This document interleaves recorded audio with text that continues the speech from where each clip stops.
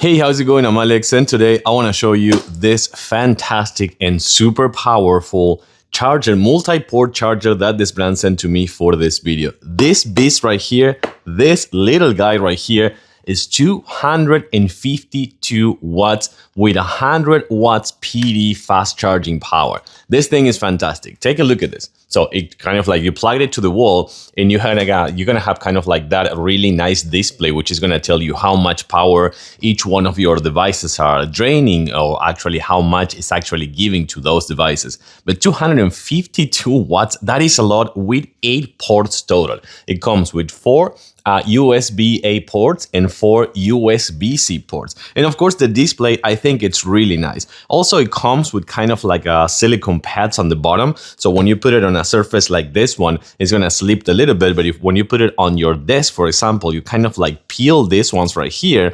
Check it out. You peel these ones right here, and you can see that this one is not moving at all. That's actually pretty good just to put it on your desk with or without the pads. What I'm gonna do right now is just like now we're gonna be talking about this fantastic product, but in the meantime, I'm gonna actually grab this and put to charge one of my phones, or both phones actually.